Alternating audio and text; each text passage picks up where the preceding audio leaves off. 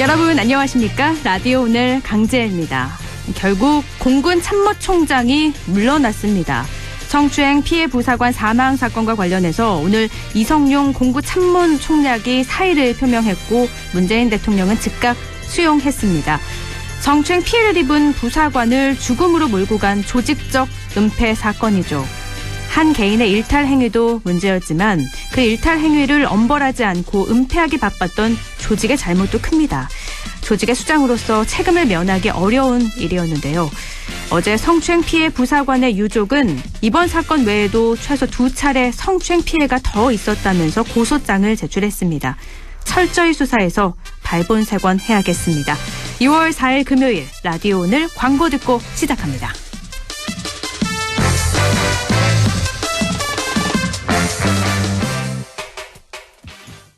관절의 하트, 근육의 하트, 관절의 펭귄이 육근, 캐펜텍 핫. 관절의 꿀해, 근육의 꿀해, 하. 관절의 펭귄이 시원, 캐펜텍 쿨. 관절염, 근육통의 세계에선 역시 펭귄이 제일, 캐펜텍. JLS 사이언스.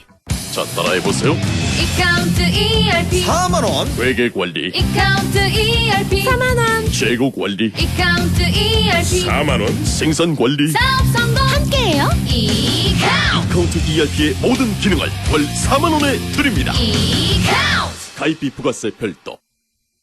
저 박세리가 함께하는 엔피플 홀인원 무제한 도전 나이샷. 월 2,000원으로 엔피플 가입하고 홀인원 인증하면 상금이 200만원. 365일 무제한 도전이니까 저 박세리도 도전합니다. 리치 언니도 도전하신다고요? 엔피플 지금 다운받으세요. 차도르니 차돌, 고소한 맛 좋아. 차도르니 차돌, 매콤한 쫄면과 차도르니 차돌, 조밥에 싸도 좋아. 점심엔 소불고기, 저녁엔 이차돌.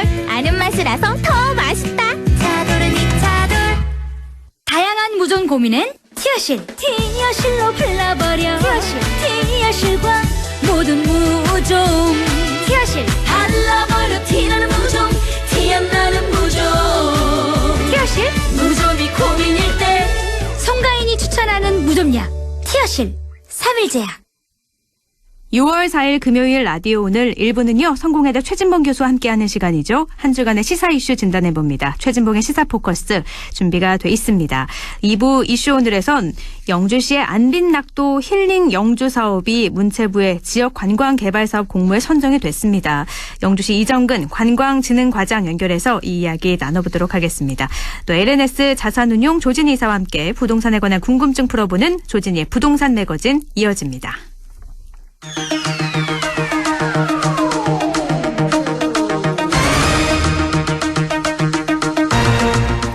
최진봉의 시사 포커스 성공회대 최진봉 교수와 함께합니다. 교수님 안녕하세요. 네, 안녕하십니까. 네, 국민의힘 당대표 경선 이제 후반으로 접어들고 있어요. 네. 이제 딱 일주일 남았는데 이준석 후보와 나경원, 또 주호영 후보 격차가 예비 경선 때보다 더 벌어지고 있죠. 그러니까요. 그래서 저는 사실 제가 예상했던 것보다 훨씬 더 격차가 많이 벌어지고 있어요. 네네. 그러니까 이게 사실은 일시적인 현상으로 끝날 수 있다라고 예상을 했는데 지금의 추세로 본다고 하면 이게 결과를 예측하기 어려운 상황이 됐다라고 저는 보여지고요. 네. 이준석 돌풍이라고 하는 게 그냥 일시적 현상이 아니라 상당히 그 변화를 추동할 수 있을 정도의 현상으로까지 보여져서 네. 앞으로 이준석 후보의 당선 가능성도 상당히 높게 보여진다 이렇게 말씀드릴 수 있을 것 같고 다만 네. 최근에 이제 분위기가 이준석 후보가 언론의 주목도가 높았고 그게 중심으로 가다가 약간의 변화의 조짐이 보이긴 해요. 그래서 이게 결과가 어떻게 될지 모르겠는데 다만 현재 그냥 시점에서만 본다고 하면 이준석 후보의 우세가 점쳐질 수 있는 상황이라고 보여집니다.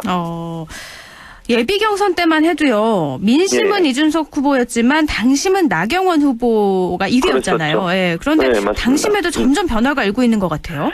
그렇습니다. 왜냐하면 기본적으로 제가 볼 때는 국민의힘을 지지하는 분들이 대선을 생각하시는 것 같아요. 그러니까 이번 당대표 선거를 그냥 당대표 선거로만 보지 않고 대선을 생각해서 이번에 변화나 쇄신의 모습을 보여주는 것이 대선에서 정권을 창출하는데 도움이 된다고 판단하시는 것 같아요. 네. 그러니까 이 이준석 효과라고 하는 것이 갖고 있는 이미지 변화가 결국은 이제 당에 도움이 될 것이고 그 도움이 결국 대선 후보의 당선에까지도 영향을 미칠 것이다라고 하는 판단이 서다 보니 네. 이게 그냥 개인적인 선호를 떠나서 당이 이런 부분으로 변화돼야 된다라고 하는 큰 흐름이 그 경선 전체 구도를 장악하고 있는 게 아닌가.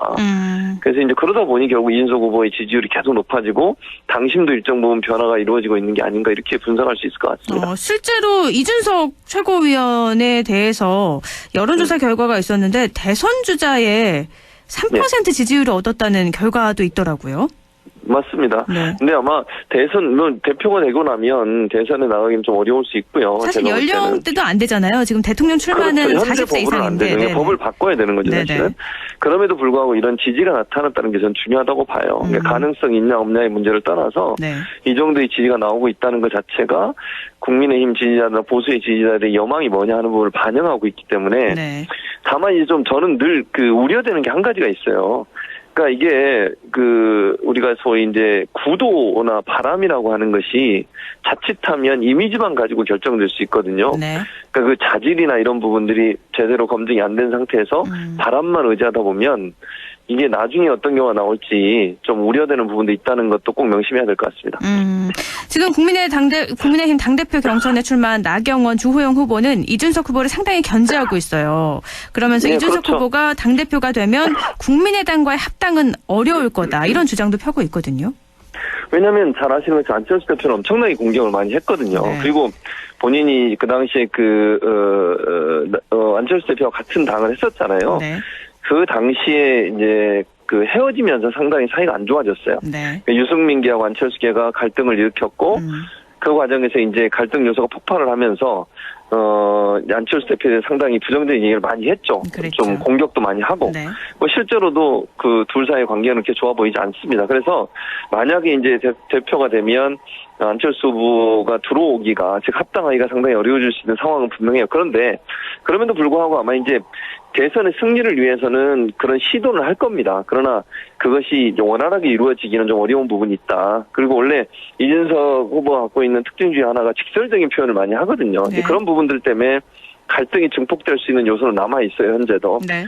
그런 부분들을 어떻게 관리하느냐가 중요할 거라고 저는 생각을 합니다. 지금 윤석열 전 검찰총장의 대권 준비 행보도 바빠지고 있는데 예. 일단 국민의힘 입당이 설이 계속 나오고 있어서 언제쯤 좀 분명한 입장을 밝힐까요? 제가 볼 때는 이게 아직도 정하진 않은 것 같아요. 그러니까 이게 이런 이제 어떤 입당 얘기가 나오는 것은 어찌 보면 본인이 갖고 있는 어떤 가능성 이런 부분들을 계속 던지고 있다고 보거든요. 그리고 국민의힘이 최근에 이준석 대표가 뜨면서 자강론, 그러니까 소위 외부에서 인물을 영입하지 않고 스스로 후보를 낼 수 있다고 하는 그런 자신감도 어느 정도 붙었다고 생각을 하거든요. 네. 그러니까 쇄신이 되고 변화가 일어나면 최재형 감사원장이든 지금 거론되고 있는 또는 김동연 전 부총리든 이런 분들을 충분히 우리가 영입할 수 있다.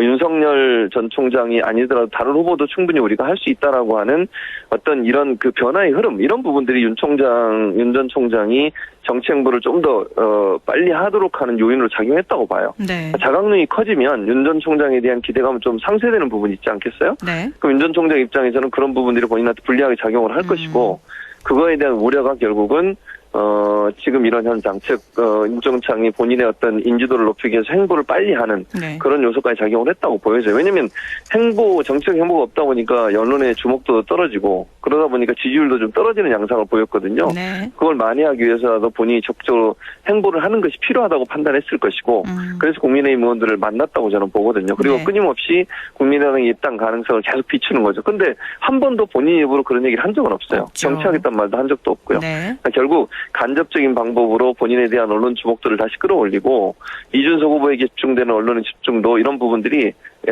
이제 본인한테 다시 오도록 만드는 역할도 했다고 봐요. 그리고 쇄신이나 변화의 어떤 흐름에 본인이 잊혀질 수 있다고 하는 그런 불안감도 일정으로 작용했다. 그래서 그런 것들이 종합적으로 국민의힘 의원들을 만나서 본인의 의사를 전달하는 그런 어떤 태도로 또는 반응으로 나타나지 않았나 이렇게 보여집니다.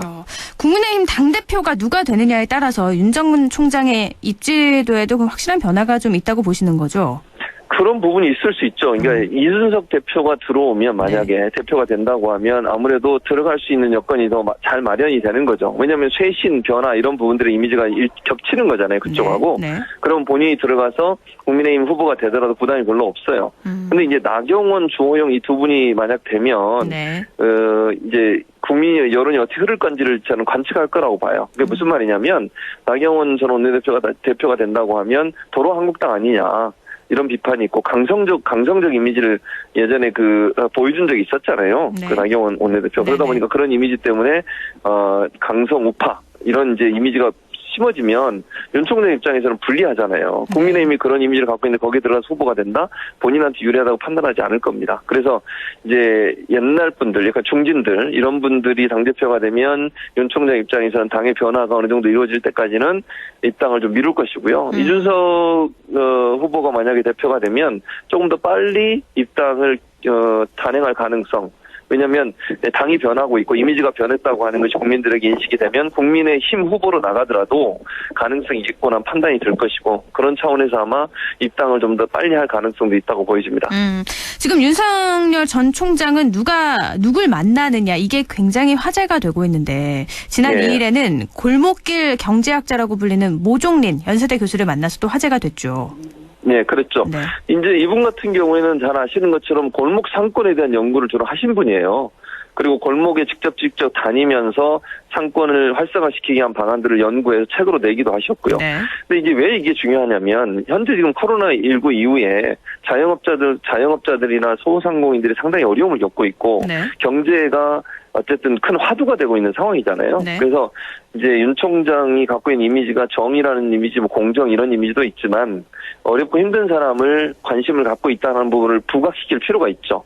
그래서 서민 중심의 정치를 하겠다고 하는 이미지를 부각시키기 위해서는 모 교수를 만날 필요가 있었다. 그래서 골목 상권이 어떻게 형성되고 이런 부분들을 공부했다. 이런 것들이 나가게 되면 윤 총장이 예를 들면 검찰로만 활동을 했었는데 어쨌든 서민들의 마음도 잘 이해하려는 그런 마음을 갖고 있구나 이런 이미지가 생길 수 있지 않겠어요? 그리고 자영업자 소상공인들에 대한 관심이 많구나 하는 이미지를 만들어내는 것은 본인의 대권 가도에서 긍정적인 영향을 미칠 거라고 보고 있는 거죠. 그래서 아마 이제 그분을 만난 것으로 보여지고요. 이제 골목 상권은 사실은 그 서민들의 지지를 끌어내는 데는 중요한 역할을 할 수 있다고 생각을 해요. 예를 들면 이명박 전 대통령이 홍보 영상 만들면서 그 국밥집 가서 식사하는 장면이 이제 사람들한테 큰 화제가 됐던 적이 있었거든요. 그러니까 시장, 골목 이런 이미지는 서민들과 함께하는 이미지고요. 그것이 결국은 어떤 대통령 후보로서의 소탈함뿐만 아니라 일반 시민들을 생각하는 모습 이런 모습들을 부각시키는데 긍정적인 효과를 가져올 수 있기 때문에 모 교수를 만난 게 아닌가 이렇게 분석이 됩니다. 지금 윤석열 전 총장은 각계 원로나 전문가들 두루두루 접촉을 하고 있는데 이 모종린 연세대 교수와 함께 장예찬이라는 시사평론가를 함께 만났어요. 그래서 또 화제가 됐는데 장예찬이란 분은 누군가요? 장예찬 평론가는 저랑도 방송을 같이 하는데 이제 원래 어떤 일을 했었냐면 여론조사 기관에서 좀 일을 했었어요. 그리고 나서 이제 한 몇 년 전부터 방송 패널로 활동을 하고 있죠. 요즘은 이제 방송 패널로도 유명해졌는데 주로 이제 보수 진영의 입장을 대변하는 방송 평론을 하고 있고요. 저랑도 같이 방송을 하고 있으니까 물론 저랑 입장은 좀 다르긴 합니다만 어쨌든 그래서 이제 젊은 나이고요. 30대고 이제 방송에 나와서 어떤 보수 진영이나 국민의힘의 입장을 그것도 제 개인적인 판단입니다만 이제 대변하는 그런 입장이 있어요. 근데 아마 이제 윤 총장 입장에서는 그날 이제 장예찬 평론가가 운영하는 유튜브 방송이 있어요. 그 유튜브 방송에 이제 모 교수하고 만나는 장면을 그 방송을 통해서 방송을 했거든요. 그러면서 자연스럽게 장예찬 평론가도 만난 것 같은데 일단 이런 의미인 것 같아요. 이제 이준석 돌풍이 불고 있잖아요. 그러다 보니까 이제 패널계에도 물론 이제 주로 패널로 하시는 분들이 그래도 연세가 한 40, 50대 이상 되는데 30대가 그렇게 많지는 않거든요. 네네. 장인찬 평론가가 이제 30대 방송 평론을 하고 있고 그러다 보니 이준석 돌풍과 연계해서 젊은 층의 어떤 그 지지 또 젊은 층의 어떤 그 의견이랄까요? 이런 부분들을 좀 청취하기 위한 방법으로 장인찬 평론가를 선택한 게 아닌가 하는 생각이 들어요. 그래서 방송 평론을 하고 있고 또 30대가 경험하고 느끼는 것들을 본인이 또 전달해 줄 수 있는 그런 연령대이기 때문에 네. 이준석 돌풍과 함께 윤 전 총장도 이 젊은 층과 젊은 세대와 소통하면서 함께하고 있다. 이런 또 이미지를 만들어내는데도 긍정적인 평가를 받을 수 있기 때문에 장인찬 평론가를 아마 선택한 게 아닌가 이런 생각이 듭니다. 88년생이더라고요. 네, 맞아요. 윤석열의 저는- 스태프 중에 뭐 처음으로 공개가 됐다고 하는데 네. 앞으로 그러면 계속 언론에 비치겠네요. 근데 이제 그날 당일날 제가 이제 물어봤어요, 사실은. 아, 이런 언론의 보도가 직접, 있어서. 네. 그런데 본인은 그렇게까지는 얘기를 안 하더라고요. 아, 뭐 본인이 스텝이 됐다라고까지 얘기 안 했어요. 그래서 뭐 제가 확인한 결과는 네. 제가 이제 그 장인철 평론가와 함께 방송하기 전에 이제 얘기 나누면서 그런 얘기가 이제 언론에 보도가 됐잖아요. 네네. 그래서 제가 직접적으로 물어봤는데 아직 그런 관계는 아니라고 얘기를 하더라고요. 물론 뭐 앞으로 어떻게 될지 모르겠습니다만 현재 뭐 스태프까지 됐다 또는 뭐 캠프에 합류했다 이렇게까지 얘기할 단계는 아닌 것으로 저는 알고 있습니다. 아직까지 그건 아니다. 네, 저는 그렇게 개인적으로 알고 있습니다. 네, 알겠습니다. 지금 더불어민주당의 대선 후보 경선 후보 등록일이 21일이에요. 이것도 네. 얼마 남지 않았는데 소위 빅3 다 출마 선언을 한다고 봐야겠죠? 아, 그럼요. 뭐 네. 당연히 한다고 볼 네네. 수밖에 없고요. 세 분하고 이제 그 전에 했던 분들 있잖아요. 최문순, 어제인가 최문순 지사까지 이제 또, 발표를 했었죠. 네. 그래서 그렇게 아마 짜여질 것 같아요. 그래서 세 분은 뭐 당연히 저는 할 거라고 보고요. 네. 세 분 포함해서 양승조 지사, 그리고 최문순 지사, 그리고 이광재 전 지사, 그리고 박용진 의원, 이제 이런 분들도 함께 합류를 할 것으로 생각이 돼서 아마 이제 그런 분들과 함께 경선 과정에서 이제 흥행을 만들 수 있는 요소들을 만들어내야겠죠. 아무래도 이제 새로 물론 지지율은 좀 낮지만 대선 출마를 하신 분들이 새로운 공약들을 많이 낼 거라고 생각을 해요. 그런 네. 부분들이 또 기존에 이미 알려진 세 분에게도 좋은 자극제가 될 것이고 그런 선의의 경쟁을 보여주는 것이 결국 민주당이 또 흥행을 이끌어내는 하나의 요소가 되지 않을까 그렇게 예상이 됩니다. 네. 이낙연 전 대표, 이재명 경기도지사, 정세균 전 총리 플러스 알파 얼마나 네. 또 흥행을 이끌어낼지가 지금 또 관심사인데 근데 네. 여전히 경선 연기 얘기는 들리고 있는 상황이고요. 또 예. 이재명 지사가 유력한 상황이라서 다른 후보가 좀 단일화할 거다라는 관측도 나오던데요. 저는 그럴 가능성은 좀 낮다고 보거든요. 그 단일화에 효과가 있을까 하는 생각이 일단 들어요. 1차적으로. 네. 그러니까 뭐 단일화 한다면 가장 크게 영향을 미칠 수 있는 이낙연, 정세균 두 분의 단일화거든요. 네. 그런 부분이라고 하면 그게 시너지 효과가 날 가능성이 조금 저는 낮다고 보고 왜냐하면 두 분의 캐릭터가 거의 겹쳐요. 그러니까 두 분 다 전직 총리를 하셨고 네. 또 두 분이 어쨌든 이렇게 선거에 나오셔서 본인들이 이제 거의 정치의 마지막 도전이라고 저는 보이거든요. 네. 그런 상황에서 이제 한 분이 포기하고 한 분과 단일화를 한다는 가능성이 좀 낮고 제가 말씀드린 것처럼 캐릭터나 역할이 겹쳐서 네. 두 분이 단일화를 해도 시너지 효과는 크게 나진 않을 거다. 약간의 변화는 있을 수 있지만 그런 차원이라고 하면 차라리 완주를 해서 본인의 정치적 역량을 키우는 게 낫지 중도의 단일화를 해서 성과는 효과가 없을 것이 예상되는데 그렇게 할 가능성은 낮지 않겠나 저는 그렇게 생각을 합니다. 지금으로선 단일화를 논하는 건 좀 아닌 것 같다라는 말씀이신데요. 가능성이 낮다고 보는 거죠. 네, 예, 알겠습니다. 국민의힘도 그럼 대선 후보 경선 하게 될 텐데요. 예. 그러면 윤 전 총장도 뛰어들 수도 있는 거고요. 그렇죠. 네, 야권의 대선 후보 경선은 어떻게 전망을 하세요? 저는 이제 윤 전 총장은 당연히 뛰어들 거고요. 네. 제가 볼 때 홍준표 전 대표도 출마하실 것 같고 황교안 전 대표도 아마 고민을 하고 계시는 것 같아요. 네. 안철수 지금 국민의당 대표도 당연히 저는 나올 것 같고요. 네. 그 외에 플러스 알파인데 뭐 여러 가지 얘기들이 있습니다, 사실. 근데 이거는 뭐 현실화되지 않았기 때문에 제가 그냥 그 아이디어 차원에서 말씀을 드리는 거니까 이게 또 괜히 오해를 불러일으키면 안 되는데 네네. 오세훈 시장도 사실은 거론이 되고 있어요, 지금. 네네. 그러니까 지난번 서울시장 선거에서 어떤 선전한 부분이 영향을 미쳐서 오세훈 시장도 거론이 되고 있고 또 이제 김동연 부총리가 어떻게 할 거냐 하는 부분. 최재형 감사원장은 현직에 있잖아요, 지금. 네. 그래서 저는 개인적으로 좀 어렵지 않겠다는 생각이 만약에 그런 뜻이 있다면 이제 본인이 사퇴하고 나와야 되는데 네. 그럴 가능성이 좀 낮다고 보이지만 김동연 부총리는 충분히 가능성이 있다고 보여지고요. 네. 그래서 이제 아직까지 윤곽은 나오지 않았지만 그런 분들이 쭉 거론이 되고 있는 상황이고 이제 그런 분들이 나오면 아무래도 지금 현재는 윤석열 전 총장의 지지율이 높기 때문에 네.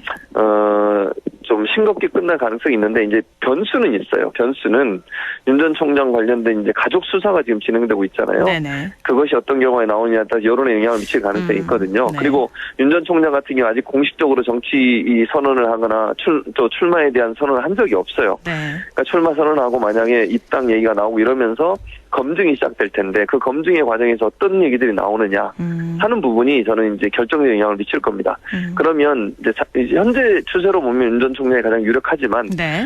뭐 이런 예를 들면 맞을지 모르겠지만 이낙연 전 총리도 마찬가지였잖아요. 지지율이 높았지만 또 그게 지지율이 빠지는 경우도 있어요. 그러니까 그렇죠. 네. 검증 과정에서 어떤 결과가 나오느냐에 따라서 변화가 있을 가능성을 전혀 배제할 수는 없다. 그러니까 지금 현재 상황은 그렇지만 이제 시간이 아직 남아 있는 상황에서 어떤 검증 결과가 나오느냐에 따라서 약간의 변화는 일어날 수 있다고 생각을 합니다. 네.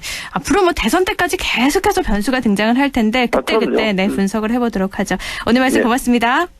예, 감사합니다. 최진봉의 시사포커스 성공회대 최진봉 교수였습니다. 라디오는 1부 여기까지고요. 잠시 후에 또 2부에서 뵙겠습니다.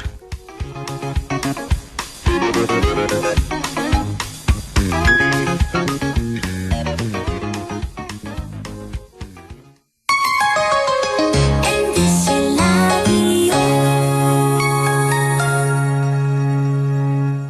할인점보다 더 실속 있고 편의점보다 더 편리하게 살 수 있는 곳. 시장보다 더 정이 넘치고 백화점보다 더 품격 있는 곳. 이런 곳이 없을까요? 네, 우리 동네 우리 할인점 홈마트가 있습니다. 지난 25년간 항상 고객과 함께한 홈마트. 용상점, 자이점, 신용주점, 서천점에서 새롭게 고객님께 다가갑니다. 홈마트. 가구 살 땐 꼭 한번 가보자. 안동 명품 가구 백화점. 흑표 흑침대, 양성국 갤러리, 금성침대, 한국가죽소파, 장수돌침대. 다양한 브랜드 가구를 한 곳에서 쇼핑할 수 있는 대형 가구 전시장. 안동 명품 가구백화점. 어떡해. 그 소식 들었어? 영주농협자재센터에 농자재, 관수자재, 공구에 일반 잡화까지. 영주농협 파머스마켓 바로 옆으로 왔다고 하더라고. 정말? 영주 농협자재센터로 당장 가야겠다. 054-637-8788 영주농협자재센터. 털린 그림 찾기 해보실래요? 바로 이런 그림. 이벤트 100% 당첨? 엄마, 민증 좀 주세요. 성인 인증해야 돼. 그래, 여기. 잠깐! 어머니, 그러다 개인정보 다 털려요. 온 가족의 소중한 개인정보 털리기 전에 지켜주세요. 공익광고협의회.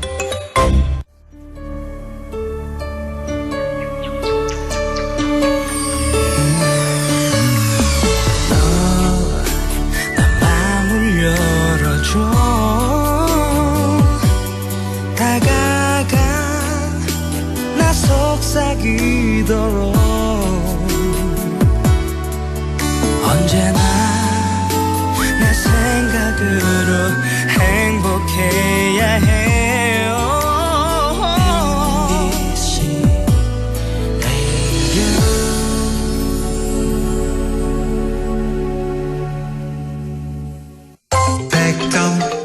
MBC 라디오. MBC 라디오.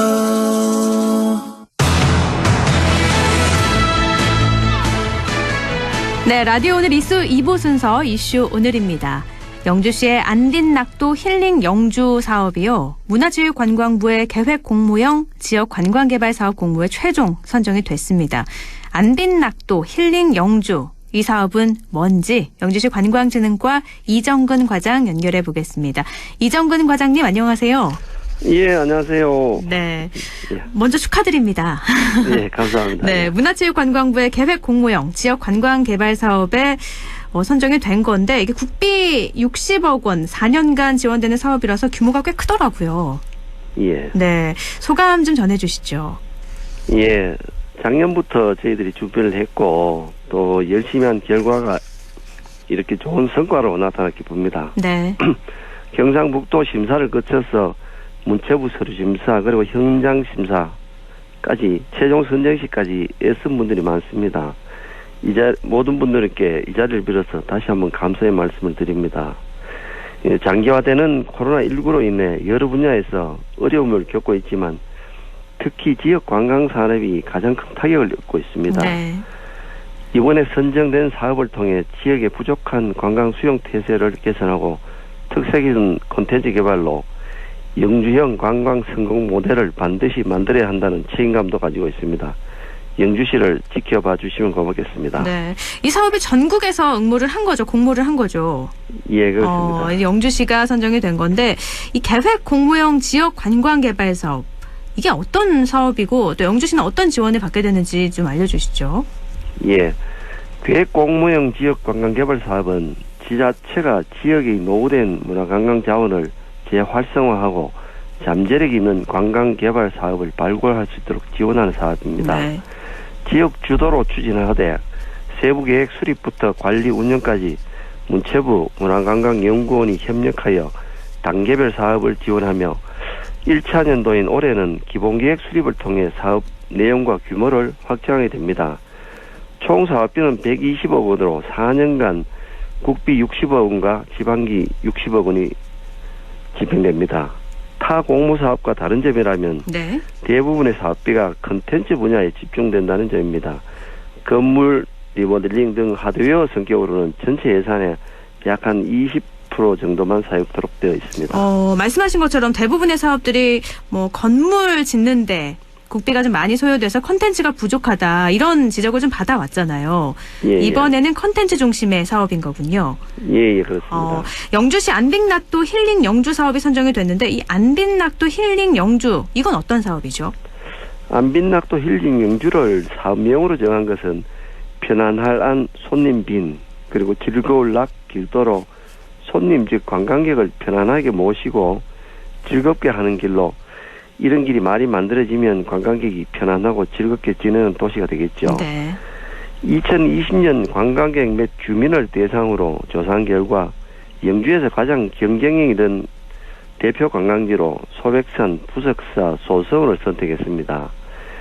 이에 좀 오래된 관광지 이미지를 벗어나고 좀 더 새로운 관광지로 거듭나기 위해서 많은 노력을 하고 있습니다. 네네.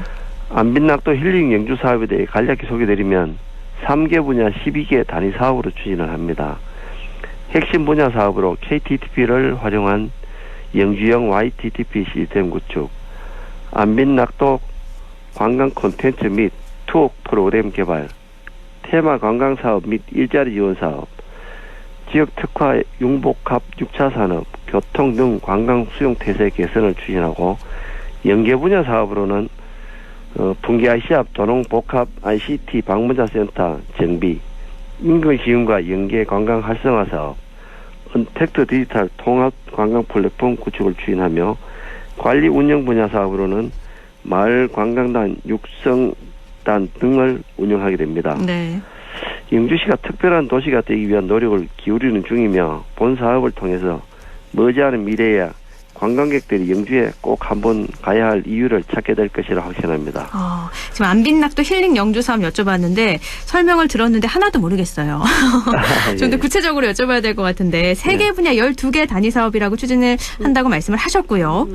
네, 핵심 사업으로 KTTP를 활용한 영주형 YTTP 시스템 구축. 이게 무슨 말인가요? 예, 이 KTTP는 코리아 토탈 투어리즘 패키지의 약자로서 네. 외래 관광객에게 공항 입국부터 이동, 숙박, 볼거리, 먹거리 등 관광 관련 정보를 수단, 콘텐츠 등을 동선에 따라서 통합 제공하는 이 패키지 모델이 되겠습니다. 네. 영주는 소백산과 유불 문화자원 그리고 근대 역사 등 도시 규모에 비해 관광 자원은 풍부한 데 비하여 자원들을 활용하는 부분에서는 부족한 점이 많습니다. 미래의 관광 수요인 개별 관광객을 위해 지역에 산재해 있는 모든 관광 인프라에 대한 수용 태세를 그번 사업으로 총괄적으로 점검합니다. 우리들이 알고 있는 KTTP 사업을 접목해서 영주를 찾는 관광 수요자 중심의 YTTP 환경을 구축하는 사업입니다. 향후 선비 세상과 부석사 관광지 조성, 장수 발효 마을 사업 등이 완공될 시점에 많은 시너지 효과가 날 것으로 기대하고 있습니다. 이 KTTP 사업이라는 게 그럼 원래 있던 거군요. 지금 중앙정부에서 추진하고 있는 사업입니다. 근데 YTTP, 그러니까 영주의 Y를 사용한 거고 YTTP요. 예, 그렇습니다. 그러니까 영주의 관광 정보나 콘텐츠들을 묶어서 패키지로 제공하는 YTTP. 알겠습니다. 그 밖에 또 핵심 사업들도 아까 말씀을 많이 해주셨는데요. 소개해주고 싶은 핵심 사업 어떤 게 있을까요? 네, 본 사업의 핵심 건역 내에 위치한 소백산을 활용해서 걷기 코스, 자전거 트레킹, FIT를 위한 드라이빙 코스, 숲과 자연을 즐기는 방법 이리까지 세밀하게 본 사업을 통해 구축하고자 합니다. 네. 영주는 이와 함께 소백산 국립공원, 그리고 국립산림치유원, 500년 고려인삼의 시베지, 풍기인삼, 인견, 사과, 한우, 포도 등 보유한 액티비티한 매력보다는 시민화, 치유, 힐링, 배움, 교육, 역사 등 정적 콘텐츠가 강점이라 할 만합니다. 따라서 20대의 역동성을 쫓기보다는 FIT 중심의 30대에서 50대 가족 중심의 콘텐츠를 확보하려고 합니다. 이거 지금 말씀하신 게 핵심 사업들이고 핵심 사업과 함께 연계해서 또 추진하는 사업들도 있죠. 예, 그렇습니다. 네. 영주는 기본적으로 도농 복합도시입니다. 동지역과 다르게 읍면지역의 농축 수산물 등 지역 특화 농산물의 의존도가 매우 크다고 할 수 있습니다. 이에 따라 농업에 종사하는 인구가 많습니다. 현재 관광의 중심은 소백산 중심의 생태관광과 부석사 소수원이라는 특정 역사 문화 관광 자원을 중심으로 이루어져 있습니다. 대도시들과의 가장 큰 차별성, 경쟁력은 대도시들에게 없는 무엇일 것입니다. 바야흐로 6차 산업 시대가 도래하고 있습니다. 단순히 농특산물을 키우는 것, 그리고 체험하는 것 자체가 하나의 관광 상품이 될 수 있으며 농업과 더불어 관광이라는 산업의 성장에 기여할 수 있을 것으로 봅니다. 네, 핵심 사업, 연계 사업 알아봤는데요. 그러면 이 안빈낙도 힐링 영주 사업을 통해서 어떤 것들을 좀 기대하고 계세요? 예, 영주는 포스트 코로나 시대 여행의 트렌드가 변하는 중요한 시점에서 얻어낸 이번 성과를 통해 KTX 이음 개통으로 수도권과 1시간대 접근성, 국립산림치유원, 부석사, 소서원, 무슨마을 등 언택트 힐링 명소를 갖춘 관광 거점 도시로 도약하는 계기가 될 것으로 기대하고 있습니다. 또한 이번 공모사업을 통해 영주에 꼭 필요한 관광 인프라를 구축하고 트렌드 변화를 연구하여 관광 수요자 관점에서 즐겁고 매력적인 도시로 만들기 위한 관광 전략을 수립할 것이며 사업이 성공적으로 추진될 수 있도록 하겠습니다. 네, 이런 사업들은 4년 동안 이루어지는 거죠? 예, 그렇습니다. 4년 동안 콘텐츠를 잘 마련을 해서 그 이후로 쭉 활용이 될 텐데 그럼 많은 분들의 관심을 갖는 게 우선일 것 같아요. 예, 그렇습니다. 네, 청취자분들께 덧붙이고 싶은 말씀 전해주시죠. 예, KTTP가 국가관광의 광역관리 플랫폼이라 하면 이를 활용해서 지자체는 중앙정부의 정책 기조에 맞춰 지역 관광 서비스를 그물망처럼 더욱 촘촘하게 연계 구축할 필요성이 있다고 생각됩니다. 이에 YTTP는 지역의 관광 마이크로 데이터 플랫폼으로서 본 사업 건역에 시범적으로 쇼핑, 음식, 숙박, 안내, 통역, 스마트 관광, 지역 관광 분석, 콘텐츠 및 관광 상품 개발 등 관광객들을 위한 편의성 증대가 재방문 및 추천 등으로 이어져 지속적인 관광 산업의 근간을 이룰 수 있다고 생각이 됩니다. 본 사업을 도시경관, 문화 콘텐츠 등과 연계하여 지역 관광 개발이 성공적으로 진행될 수 있도록 최선을 다하겠습니다. 네. 예. 지원으로 끝나는 게 아니라 앞으로 영주시의 관광객도 확 늘고요. 또 영주시가 관광의 메카가 되길 라디오 오늘도 함께 응원하겠습니다. 네, 오늘 말씀 고맙습니다. 예, 감사합니다. 네, 영주시 관광진흥과 이정근 과장이었습니다. 라디오 오늘에서는 청취자 여러분의 참여를 기다리고 있습니다. 우리 지역에서 발생한 사건 사고 소식이나 함께 토론하고 싶은 내용을 안동 MBC 홈페이지 라디오 오늘 게시판에 올려주시기 바랍니다. 전화와 문자 참여도 하실 수 있습니다. 전화는 851국에 7191번, 문자는 샵 0913번으로 보내주시면 됩니다. 문자는 단문 50원, 장문 100원의 정보 이용료가 있습니다. 여러분의 많은 참여 바랍니다.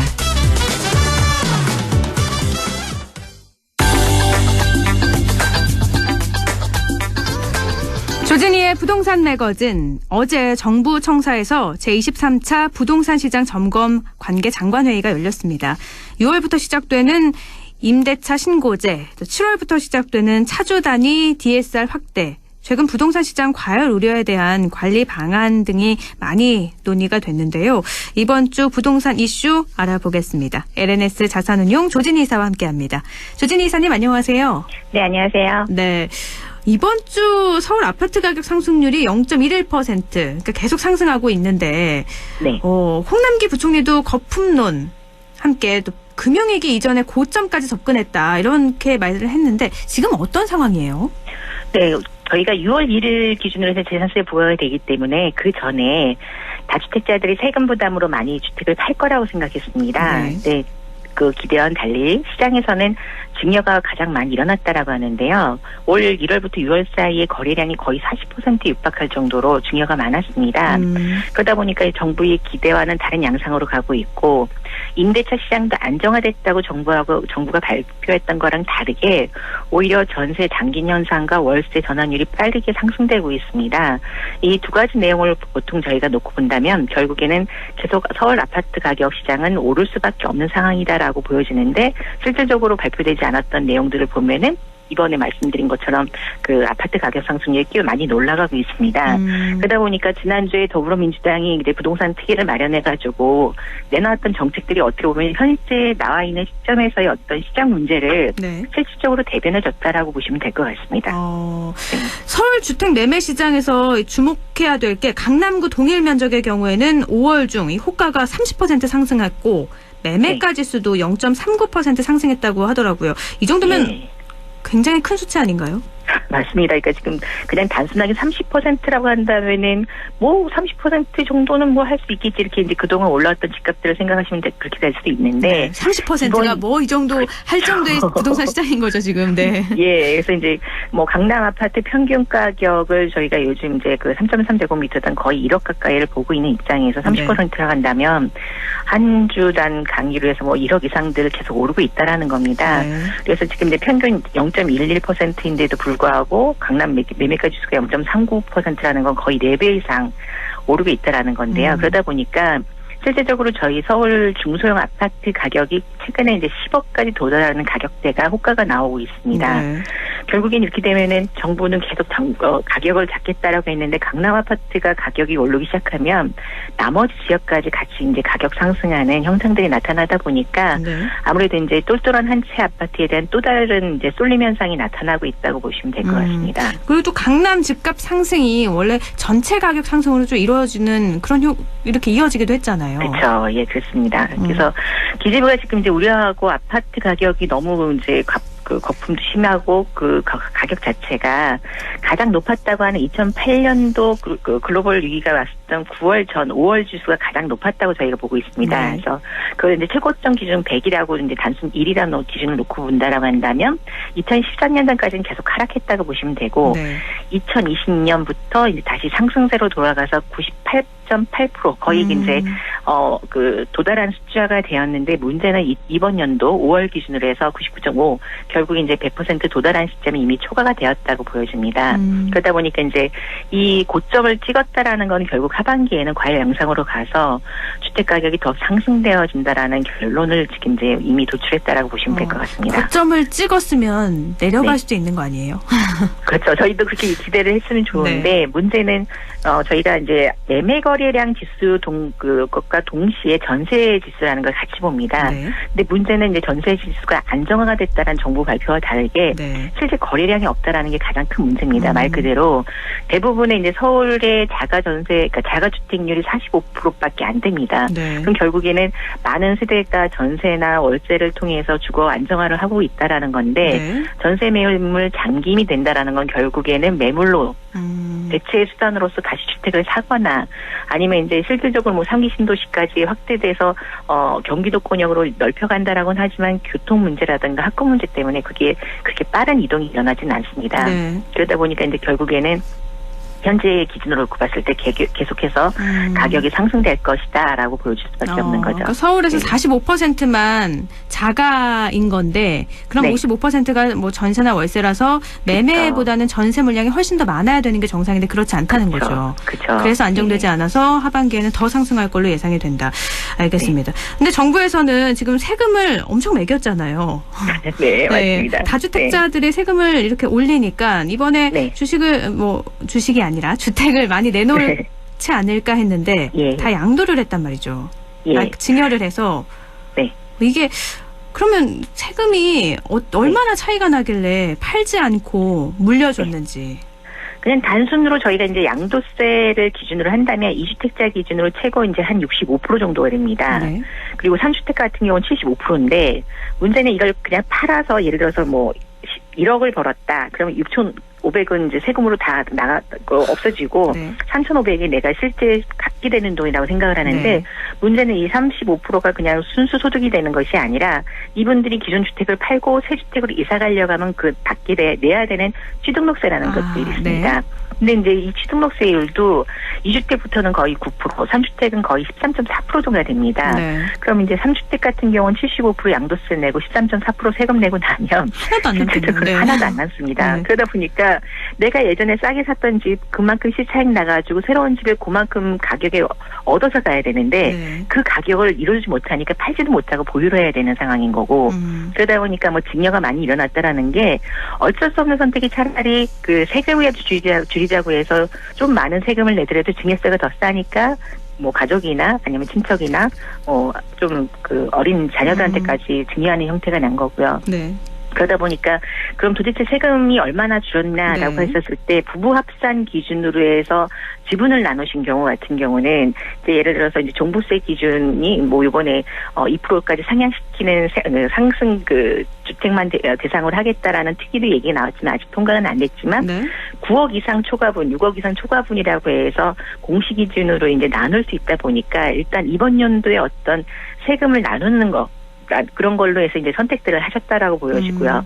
그리고 이제 재산세 기준도 마찬가지로 이제 뭐 물론 부부 합산으로 되기 때문에 그 재산세는 크게 줄지는 않는다고 하지만 그 재산세 늘어난 것만큼을 월세로 전가한 부분들이 좀 많다라고 보시면 될 것 같습니다. 그래서 좀 아이러니하게도 강남에 지금 32평대라고 하는 우리가 이제 그 아파트 평형대를 얘기한다는 그 기준이 30억대가 강남에 이제 형성이 되다 보니까 이 집에서 본인이 살지 못하고 반전세라는 형태로도 놓고 본인들은 이제 오피스텔이나 다세대 주택으로 오히려 주거를 이동해가는 그런 일도 많이 올랐다고 보시면 될 것 같습니다.